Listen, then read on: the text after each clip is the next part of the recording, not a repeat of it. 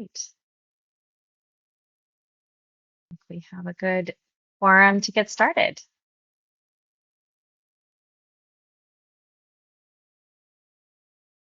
Okay, well, welcome everyone to EVCAN's webinar, No More Guesswork. We're talking about OCPP 2.01 and where this factors into program design. Today's session is being recorded, and the recording will be posted on evcan.org for anyone who wants to revisit the content or share it with colleagues. All participants are muted during the presentation to keep the audio clear, and we'll open things up for questions during the Q&A at the end. Please don't hesitate to use the Q&A feature to submit questions at any time or to flag any technical issues you might be having, and we'll address them as we go or towards the end. So here's what we've got planned for the next 45 minutes or so. We'll start by talking about why technology choices matter for anyone building or expanding a managed charging program. From there, we'll hand things over to Michael to share Con Ed's learnings in coordinating managed charging with providers operating in their territory. Then we'll cover important parts of OCPP 2.01, a technical standard, and how it solves common problems with fragmented solutions, poor visibility into data, and cybersecurity gaps, which all potentially create roadblocks to customer participation and implementation. And we'll close out by introducing EVCAN's specification for managed charging technical criteria and a digital tool called the Qualified Product List to streamline charging technology verification for utility programs. We do have some planned polls along the way to hear from you, so keep an eye out for those. And of course, your questions will be addressed at the end. So quick introductions before we jump in. I'm Carolyn Weiner, Program Director here at EVCAN, and I work on the program design, outreach, and stakeholder engagement. And I'm really glad to be joined today by Michael Badeski from Con Edison. Michael, won't you introduce yourself? Sure. Thanks, Carolyn. Good afternoon or good morning, everybody. My name is Michael Badeski. I lead the strategy and regulatory policy for vehicle grid integration at Con Ed. Con Ed is the utility that serves New York City and the surrounding area. I'll tell you more about it shortly. But basically, vehicle grid integration at the moment consists of 3 programs that I work on, which is a residential managed charging program called Smart Charge New York, a commercial managed charging program called Smart Charge Commercial, and a load management technology incentive program called Smart Charge Tech. Very glad to be joining today and sharing a little bit about how we think about data and what it means to our managed charging programs.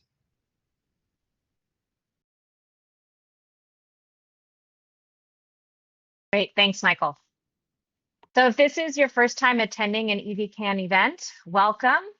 EVCAN is an initiative of Efficiency Forward, a 501c3 organization with deep roots in energy efficiency and decarbonization. We come with over 15 years of experience designing and managing utility program technical resource documents and online qualified product lists. This has all been developed through expert stakeholder forums and events like this. We formally launched in early 2025. Our vision is to make EV charging accessible and easy wherever the journey goes. Our mission is to accelerate deployment of reliable connected charging by reducing complexity and risk for utilities, local governments, and fleet operators. So let's get started. What are program managers deep in the process of scaling managed charging programs facing with today's technology capabilities? Utilities everywhere under real pressure right now to get managed charging and some degree V2X programs up and running. When these programs work well, the benefits are significant. We're talking about shifting a large share of EV charging into off-peak hours, meaningfully cutting peak demand, and in turn helping utilities delay or avoid expensive infrastructure upgrades.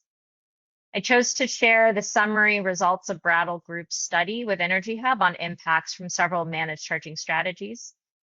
The graph not only shows the valuable reductions during the peak period, but how utilities may call on EVs and EV chargers to optimize their charging schedule in different ways to influence the load shape for different purposes.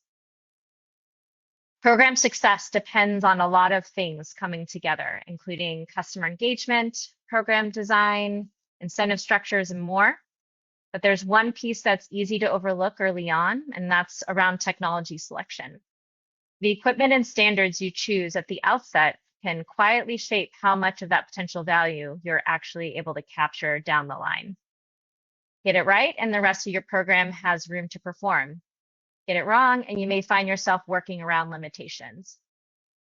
Success may look different across different businesses, regions.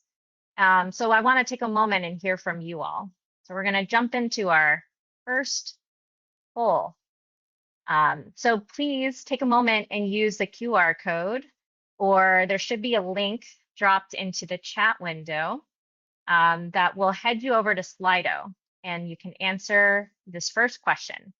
We'd love to hear in just a word or short phrase, what would success actually look like for managed charging at your organization? Don't really overthink it, whatever comes to mind first. I'm going to move us over. Let's give folks a moment and see what pops up.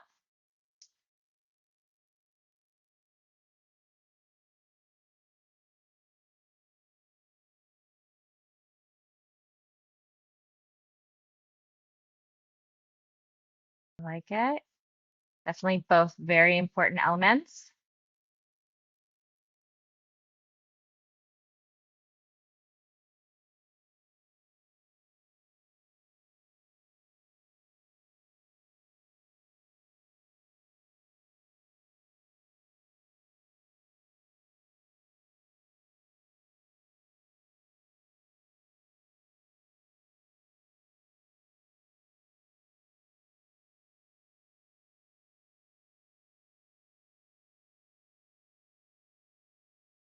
You can already see there's different words meaning very different things for different people. So definitely as we, and I know personally when I enter in conversations and we start talking about where managed charging is at and kind of stories people have, definitely everyone sort of focuses on different parts of it. But I'm loving what I'm seeing. So I definitely see reliability, user friendly, cost effectiveness, that definitely makes sense. Customers, love it. Definitely need customers. Flexible enrollment. So these are all great. We want to keep these in mind as we go through the rest of the material. These are all things we're very interested in, and kind of looking at how do we help ensure we're approaching these and in the right way, and thinking about how the technology you're selecting can help support these elements. So thank you for sharing. All right.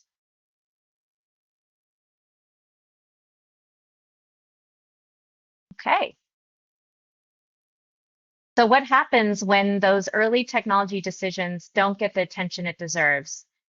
A few things tend to go wrong, and they're worth mentioning. First, if you select charging equipment without understanding how it actually communicates, meaning what standards it does or doesn't support, you can end up getting locked into a very narrow set of vendors. That limits your options down the road, whether that's for pricing or services or simply switching providers if something isn't working. Second is inconsistent data. If different pieces of equipment report information different ways or don't report it reliably at all, it becomes really hard to measure whether your program is working. Even harder to report that out to regulators or leadership or your customers. And third on this is cybersecurity. When vendors haven't properly considered risks from cyber attacks or don't prioritize it, that creates real exposure for a program that's connected to the grid. A 2024 study from Lawrence Berkeley National Lab and NREL looked at real-world charge management deployments across the country and found these types of issues.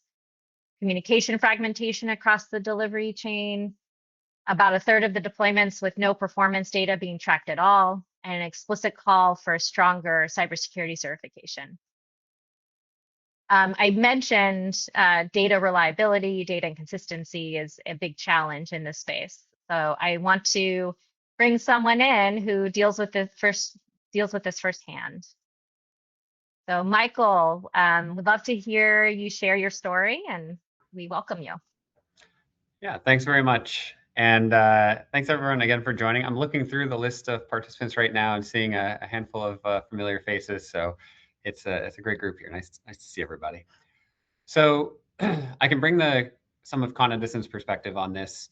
Con Edison utility covers New York City and some of the surrounding area. So we're operating one of the most complex and reliable electric power systems in the world. We're serving 3.7 million customers across only 604 square miles, which means that we have a highly dense population. This impacts the way people drive and use their EVs because most residential customers live in multifamily buildings. Only kind of a limited number of single family homes that would enable charging in a private driveway or garage. So we've adapted our programs with this in mind. I'll tell you briefly about a couple of our programs and really zero in on the commercial managed charging program. Some of the challenges, why data matters to it, some of the challenges that we are seeing, and the role that standards can play and do play in helping us out. So we were one of the first. So we have a residential managed charging program. It's one of the largest in the country, about 30,000 vehicles enrolled so far. In this case, so our residential managed charging program is a program where somebody can enroll their light duty EV itself. And so it can either be through the charger that you use at home or the EV. In our territory, because a lot of people don't have their own personal chargers, the majority are enrolled through the EV. But our commercial managed charging program allows a charging station, an EVSC owner or operator, to enroll the EVSC itself. And this is where we launched this program 2 years ago. It was one of the first of its kind in the country, and we've already enrolled about a third of the charging capacity in our service territory into it, about 110 megawatts or so. And this is really where the role of OCPP standards and interoperability comes in. So when we set up the program, we were early. There were not really any options for program vendors available. So we built the program platform ourselves. And as the program has grown a lot and quickly, the volume of the data we're dealing with and the complexity of it has increased as well. And this data from the charging stations, the reason this matters for managed charging is because essentially the program runs on data. It's essential for a lot of reasons, but really 3 fundamental ones. One is the managed charging behavior. That data is essential for calculating and paying out incentives, which is what drives behavioral change with drivers. That's really how we can enact a change. And so we need to be able to calculate how many incentives are earned every month and disperse those and pay those out. So we need the charging data for that. Second key reason is on the performance of the program itself. We need that charging data to be able to manage the program, to be able to optimize the program performance. We need to know exactly what the behavior that's happening is. And third, and really most fundamental, is around the grid planning. So the whole point of the program performance is the load flexibility that comes with it. And this managed charging data is what informs grid planning, where, really where the rubber meets the road on the way managed charging can impact the investments that are needed to keep up with load growth. So fundamentally, if you have a managed charging program, you have to have the data flows working. One cannot exist without the other. The way the data flows work for our commercial managed charging program is, the data is originating from the EVSC itself, and it reaches us, the utility, through network service providers or site hosts, which are the folks that are owning and operating the EVSCs, the chargers, and that they're enrolled in the utility program. They provide us the data that they get from the EVSC. OCPP is a standard that governs the data between the EVSC and the NSP. So the standard is really relevant to the data flow, as you can imagine. And we're seeing some challenges with this data to get that ideal program data for everything to work smoothly. The first is around data consistency, or rather data inconsistency. It's a challenge for managed charging and generally a challenge for measuring charger usage and performance. And the second one that is kind of driving this is the fact that the market is so young, dynamic, it's fragmented, which drives that inconsistency, but it also means that the market is changing a lot, and the way that data is handled needs to be able to keep up with that. So to put a finer point on it, the market in our territory has a long tail of the 50 network service providers that serve the chargers that came through our Make Ready infrastructure program. Only 6% of them cover about 2/3 of the EVSEs, and 94% of them cover the remaining thirds. There are many, many different network service providers out there, each covering just a handful of the EVSEs. And when a nascent market is healthy, it's expected to have some failures, some consolidation, and some new entrants. This all requires the ability for a charger to switch NSPs, which brings us to, what is the role of standards to help with these data challenges? To switch NSPs, we need interoperability, and the standards can help enable that. Interoperability is what gives the market the flexibility that it needs. So it's good for chargers to be able to switch the NSPs and the vendors that they work with to, as Carolyn mentioned, avoid lock-in and promote a vibrant, innovative, and competitive market. And we need all the NSPs using the same standard, all the EVSEs using the same standard to enable that. The result, if we have a competitive and dynamic market, the result is that there will be more innovation, better pricing, and that's going to benefit the charging station installers and the broader EV market. So with all that in mind, some of the things that our e-mobility programs are doing to implement standards today, one of the reasons our commercial managed charging program was able to grow so quickly was because of the synergy that was with an already operating and successful infrastructure Make Ready program that we run that helps incentivize and install L2 and DCFC plugs throughout our territory. This gave us great information about where the charges are, who was operating them, and this was beneficial to allowing us to enroll them rapidly, so that we can incentivize them to shift load and start working on the peak coming from the EVSEs. So recognizing the Make Ready program that we run, recognizing the value of data consistency, has already required the EVSEs to be OCPP compliant. This was implemented, the way this was implemented in our case is through requiring that the EVSEs are on the EPRI vetted product list, and for all L2 since June of last year, and for all DCFC since November of 2024. And having this third-party list to point to has made it way easier to manage ensuring that OCPP is implemented. And it's led to a huge improvement in terms of that interoperability that's helped us operate and run our programs.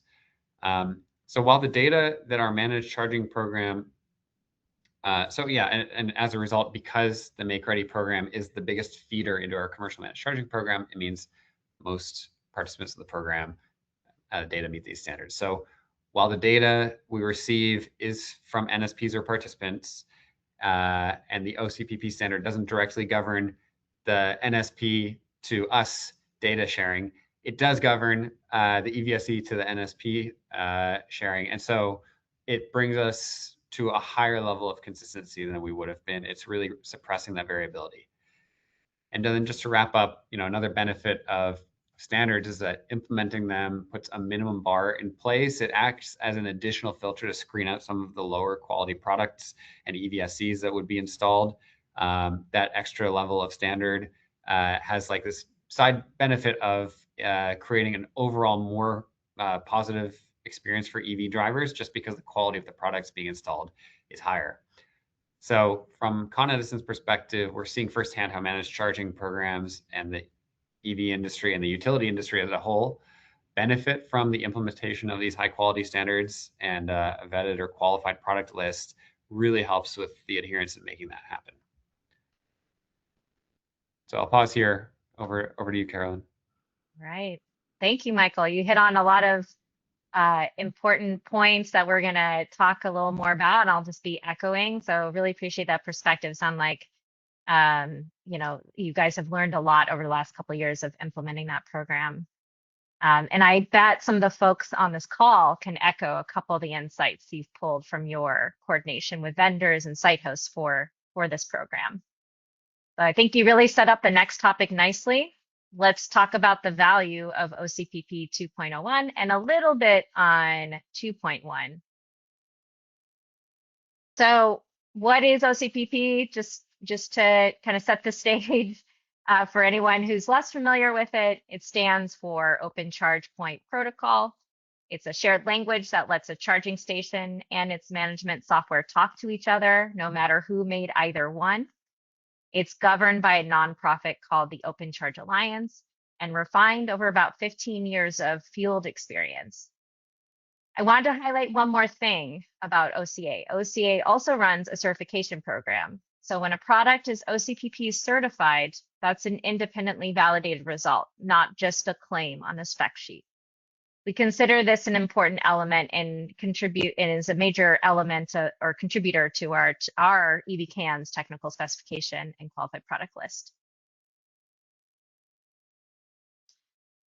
I wanted to pause here for a second. Again, Michael kind of referenced this, and I want to back it up. It's really easy to think of a standard as just a technical detail, but standards like OCPP actually do something bigger. They really help shape this whole market. When there's a shared standard, it's much easier for new companies to enter the market because they're not trying to reverse engineer anything that someone else has made. Vendors compete on features and price and service instead of competing on who can lock a customer in the tightest. We're seeing that play out. OCPP adoption is growing worldwide. That's a real signal of a market that is seeing growing competition. Going back to Lawrence Berkeley National Lab and NREL's report that I mentioned earlier, it also was pretty clear that without harmonized standards, this industry risks fragmentation that limits our ability to use charging infrastructure as a flexible grid resource. So for a utility program, this isn't just a checkbox. Choosing OCPP certified equipment plugs your program into a growing competitive ecosystem rather than a shrinking proprietary one. OCA made a step change in the protocol design back in 2020. They introduced the first version of what we typically term 2.x because it's a living spec version. This was really important to the industry's maturity and the role charging infrastructure can play in enabling EVs as a flexible resource. However, the majority of EVSE chargers being installed in the US are still using the older version 1.6. This locks this communication standard in for what could be 10 or more years. So we have to recognize 1.6, if you talk to any vendors and they say 1.6, it is slightly dated. It doesn't have the enhanced functions for smart charging and updated security function we're about to walk through. Utilities can play a big role in moving the industry towards 2.x. The chart on the right was data on certifications I pulled just a couple of days ago. It shows the share in new certifications that are 2.01 is growing. With some industry collaboration, we can increase deployments of models with 2.01 or greater and increase deployed assets for clear dispatchable charging optimization. So before we get into some of the elements of 2.01, I did want to check in again to see how we can connect how OCPP can address potential pain points in managed charging implementation. All right, so you want to take a moment to scan the QR code and we'll move on over to Slido. This question is, I want to see what is top of mind as a concern for you right now when you think of managed charging programs. Is it having to manage OEM charging network switching? Is it data quality? Is it system security? Or just thinking about how to help get customers to participate?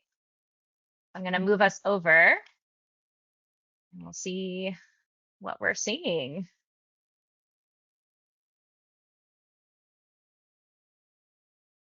Wow, so kind of an even spread. Give another minute.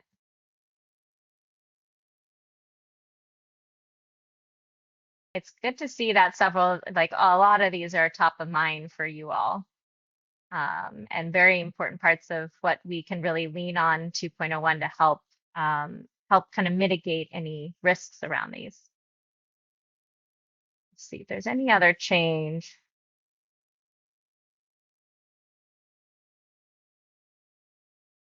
Okay, great. Definitely seeing switching top of mind. All right, perfect. Well, thank you for sharing, everyone. I'm gonna move us back over. So that's a great segue into a little bit more on 2.01 and some of the functions under 2.01. So here's where OCPP can help. We'll start with interoperability, since that's really the foundation of everything else that's built on. Because OCPP standardizes how a charging station and a management system communicate, a program isn't stuck with one vendor's proprietary way of doing things. OCA has a great case study on a large network migration of 76 chargers that moved to a brand new management platform with zero hardware replacement, simply because both sides spoke the same standardized language.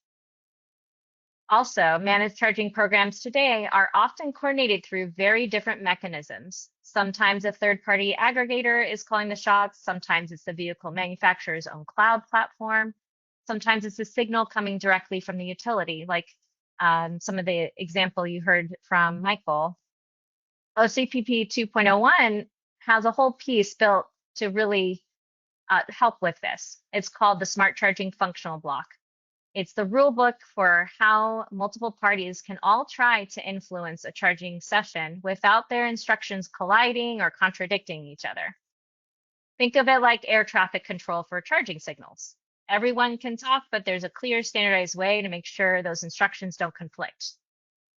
This is a key element 2.01 that is not present in 1.6. And interoperability doesn't stop at the CSMS.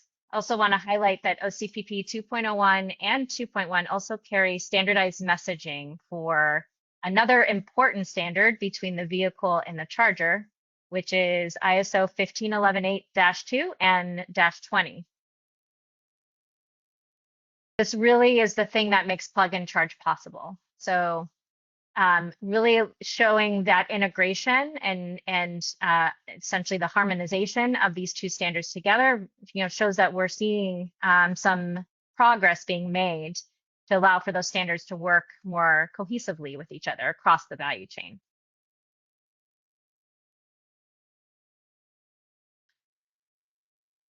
Next, let's talk about visibility and security. On visibility, OCPP 2.01 includes a standardized way for charging stations to report back status, usage, and performance data. So utility program can leverage this information and compare the data coming in instead of getting inconsistent reports from every different piece of equipment. And this isn't just a utility side convenience. It's what makes sure your customers are actually credited correctly. If a customer is enrolled in a managed charging program for a bill credit or a rebate, consistent, trustworthy data is what ensures they get paid accurately and on time. Inconsistent data doesn't just create a headache for your team, it erodes customer confidence, and that shows up as a drop-off in program participation over time. I do want to say this is not the be-all and end-all of perfect data data management. There's still a lot of room for improvement, but OCPP 2.01 does really help create some of that sort of foundation underneath to help minimize some of those challenges. And of course, you want to be able to protect the same customer data because security matters just as much. So security, including encrypted connections, certificate management, and secure firmware updates are built directly into the standard itself. And I do want to mention just briefly about V2X or vehicle to everything, because that may be on some of your minds. It's worth knowing that these same foundations extend into OCPP 2.1, which adds support for bidirectional charging. So if your program is focused on managed charging today, you're not starting from scratch if you decide to add V2X capability down the road. So a lot of opportunity here as we continue to leverage this standard and really kind of work with industry on how it gets implemented. Hope it's clear the importance of requiring 2.01 can be for EV charging projects. So this will conclude our discussion on OCPP. We'd like to check in one more time before we talk about EVCAN's technical spec and QPL. All right, so for our last poll, I just want to hear from you, kind of an open question. What charging station capability still needs the most standardization or testing rigor to ensure consistent field performance? If you have any thoughts there, I would love to hear. I'm going to switch us over. See if anyone wants to share their thoughts.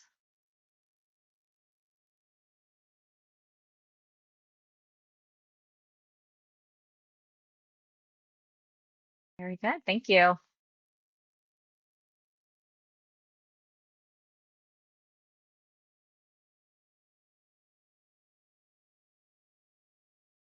Uptime is an ongoing conversation. I hear it discussed in various forums, something that we have had several conversations with as we built out our technical specification. I think still some room to grow and continue to look for more consistent ways or methods. But definitely, I think there's some sort of foundation that has been developed over the years, especially with some of the NEVI requirements early on. Like it. Uptime and peak KW, great. Accuracy. Any other last pieces of feedback?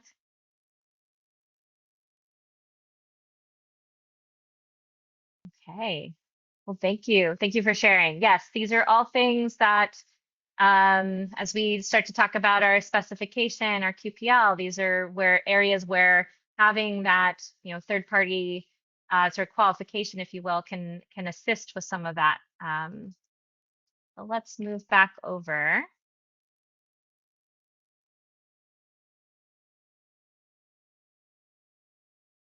All right, so let's talk about our technical spec and QPL. So all great pieces of insight of where there's more improvement needed. So EVCAN's technical specification builds on top of the OCPP certification. It lays out a shared language for the minimum and optional technical criteria a charge management system needs to meet in order to actually deliver on smart charge management for both utilities and their customers. Through stakeholder dialogue, we have narrowed on 6 focus areas for charge management: communications, cybersecurity, monitoring control, energy management, operations, safety and reliability, and data analytics and reporting. So a lot of the just comments around, what does success look like, where there's some concerns. These are elements that we work to try and incorporate and look for, sound methods of evaluation and measurement to be able to help create more assurance in the market. Important to know that each of these represent an important function to safely and reliably provide managed charging to the operator or utility, and or if you're using a third-party dispatcher. So once a product has been evaluated against the specification, where does that information actually live? That's the qualified product list, or QPL. Think of it like a trusted curated list, similar to how you might look for a verified review or a quality seal before making a big purchase. EVCAN's QPL is built for something more specific, capabilities to successfully deliver managed charging. We're evaluating whether a product, hardware, or software actually has what it takes to make a managed charging program work. Communication standardization, cybersecurity, energy management, monitoring, safe operation, reliable data reporting. That's a different lens than lists you may already know, like Energy Star's EV charger certification or EPRI's vetted product list, both valuable, well-established resources that are built for different purposes. One for energy efficiency, other offers a wide net of commercially available products. EVCAN's QPL exists specifically to answer the one question: can this product actually deliver flexible load when called on? It's a lofty question. We are just in the beginning stages. We want to continue to evolve and see how we can apply some of that rigor to help make that question a little bit more, create answers for those questions. And of course, it's built to evolve with that question. We're actively expanding into hardware criteria as our understanding of what optimal managed charging performance requires continues to grow. Right now, with the software and hardware architecture in place, we're looking to test that against different program use cases, from commercial and fleet managed charging to exploring potentially load management for residential charging. So I'm going to take a moment and kind of share the qualified product list. We'll walk through that a little bit. So I want to start with the what our technical specification is based on, which is a qualified product list for charge station management systems. We have 7 systems that we've evaluated to date against the criteria and the specification. And a couple of things just wanted to flash up is there's easy way to filter that we've built in, including what kind of charging it supports, whether level 2 or level 3. As more vendors come on, as we get more sophisticated, we have the opportunity to really kind of tailor the solutions based on certain end uses you're looking for. And then we have guidance for each of these certifications, how these functions kind of support the the role that the system can play for a particular program. Everything from if it's maybe for public charging and you want to make sure that there's a safe way to do payment transactions, you want to make sure there is a certification to help support that, for example. And then, of course, we've talked a lot about OCPP. So we have an option to be able to filter, because right now we are checking for or qualifying for 1.6 and 2.01. We are looking to continue to progress towards 2.01 as sort of our primary criteria as we move closer into the future. And then, as mentioned, we're exploring how this might look on the hardware side, because we recognize really making sure we have a comprehensive view of qualified solutions. So this is just a starting place. We're just right now focused on sharing a product that has been certified through OCA, including both 1.6 and 2.01. And this just gives you a view of the underlying architecture we have in place to be able to show it, and a couple of kind of the minimum filter capabilities you need. Other things to note is you can search by brand or model, and then the information is downloadable if you want to compare products or review them independently for potentially like an RFP of some sort. So let me come back. Right, so how do you actually use this in your day-to-day work? So some things we're thinking about is if you're designing a brand new program, maybe build a reference to the QPL right into your technology selection criteria from the very start. Don't leave conformance as an afterthought. If you already have a program running, you can use the QPL to periodically reassess your currently vetted products, or potentially include as additional resource. And if you're writing an RFP, you can require QPL listed as part of your eligibility criteria. That one step alone takes a lot of the guesswork out and a lot of the risk out of your vendor selection process.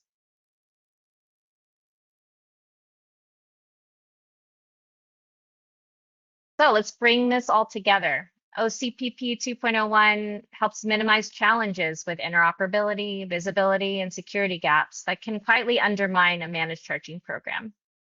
And it also lays the groundwork for V2X and broader grid services down the road.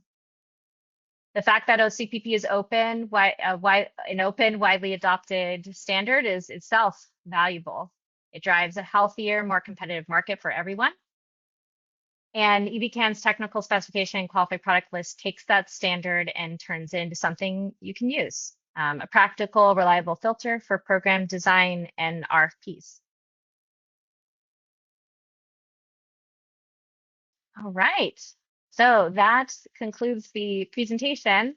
We want to move over to Q&A and see if there are any questions that were submitted that we can answer to start.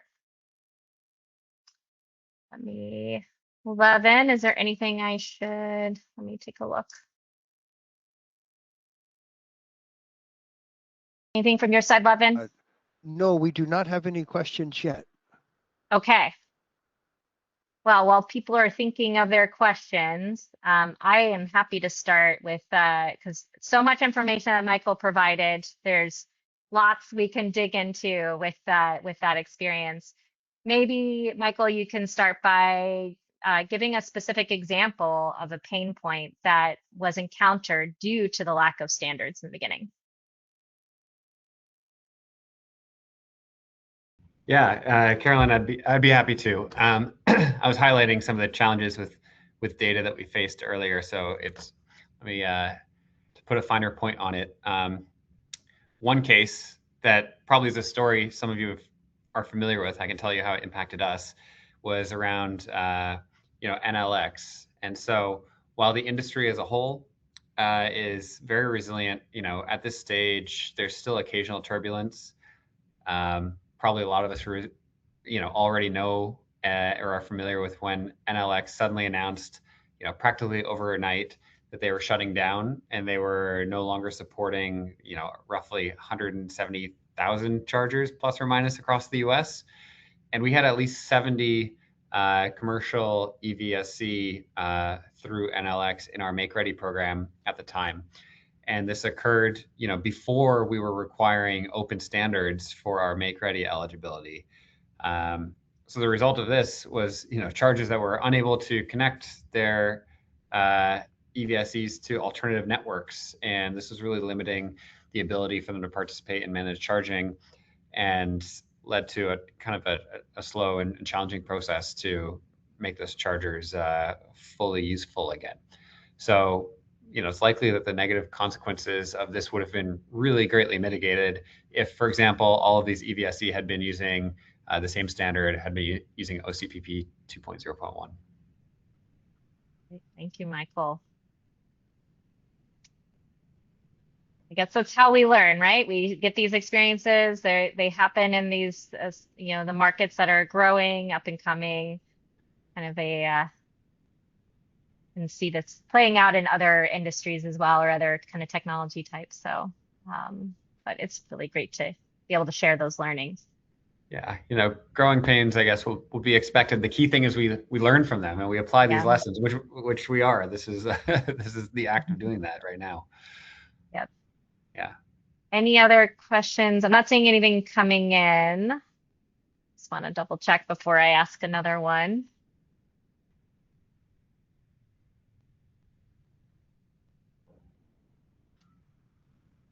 Well, Michael, maybe one more for you. You mentioned that the infrastructure Make Ready program has implemented standards for chargers installed starting from late 2024 on.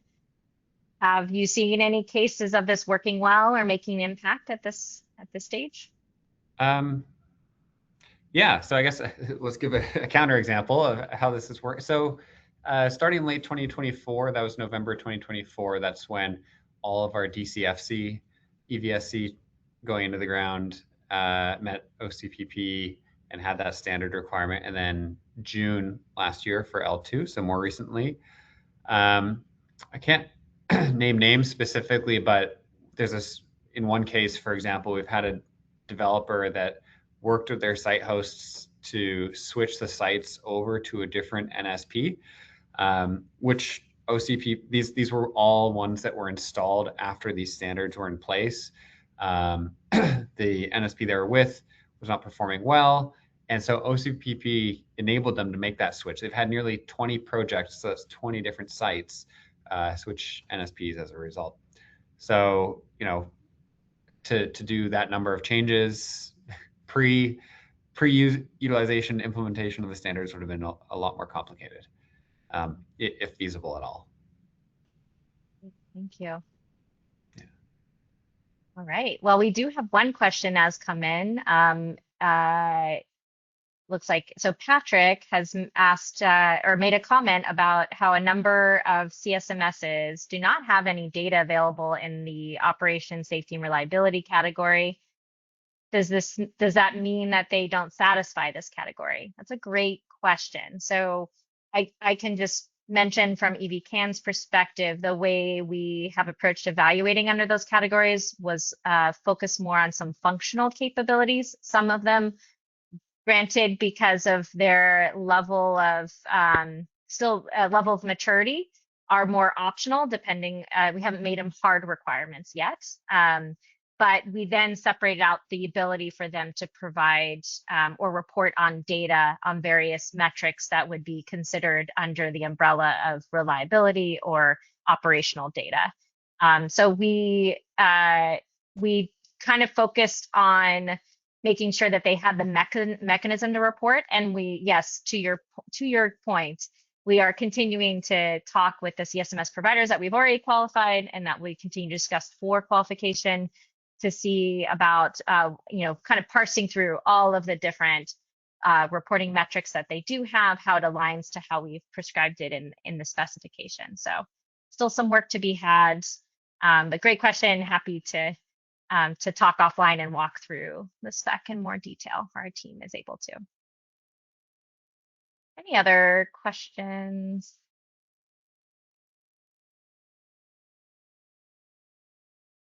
Okay, well, let me switch over. I think just at this stage we can, oops, where are we?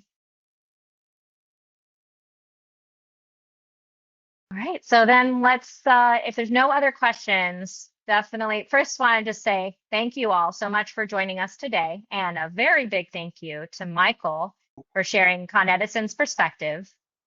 That real world grounding always makes these sessions so much more valuable, so we appreciate it. If you'd like to follow up with either of us, our contact information is on the screen. And we've also provided some links to some of the resources we were discussing today. I'm happy to share more, and then definitely don't hesitate to reach out if you want to have further conversations on some of these resources. If there's nothing else, go ahead, Levin, yeah. sorry. There is one other question. Do you have any statutory or grant reporting requirements that necessitate 2.01? And if I could take an initial answer for that, there are some requirements for NEVI funded infrastructure that required OCPP 2.01 as a condition of federal funding as of February 2024. So that's the main one I know of. There may be some other ones. And then California, I think, just is in the process of transitioning over some of their requirements. That's true. The California, starting in September, I believe it is about to require this. I believe that's right, and that's specific on the charger side as well as I think the CSMS side for reporting reliability. Thank you, Eric, keeping me honest. And I'll just add from the utility perspective, like in our case, it's not a grant reporting requirement, but it's an incentive program to help install and defray the cost of installing the EVSEs. There are requirements for OCPP 2.0.1 charging stations being installed in our service territory. So I can only really speak from Con Ed perspective, but I would imagine that other utilities that have similar make-ready programs may also, if not already, be looking to adopt kind of the qualified product list type of requirements that require these standards. So I'd also check, it's not necessarily grants, but other incentive programs available may also have this. Thank you, Michael. And Levin, any other last questions came through that before we close? I don't see any others. Nope. Okay. Well, we'll give you guys 5 minutes back. Thank you so much for your time again. Oh, wait. I'm sorry. I was misreading the go-to thread. I am so Okay. sorry. So yes, let's see. Does the 2.0.1 standard enable data provision by APIs rather than flat file downloads or file transfers? Yes. Absolutely. I mean, the 2.0.1 standard itself defines data structures for how the EVSC transfers all the data to the CSMS. I think we'd have to check if they get specific on the format, like the mechanism for which the data gets delivered in to external parties. That is something we require as an extension into our technical specification for EVCAN. We do expect CSMS providers to be able to use either API or CSV, but something we're a topic that we are working on discussing further. Yeah, I think it might depend on the exact definition of enable. It certainly makes data provision by APIs a lot easier because it defines the data structure. I'm not sure if it defines a complete API or just large chunks of it. Good question. And then there's one more. Is there a way for us to know when a CSMS is currently undergoing certification? Oh, good question. That's something we can bring up with OCA to see what information they're able to provide. So we can follow up with OCA and answer that offline. And that's all the questions I'm seeing, unless anyone has any more.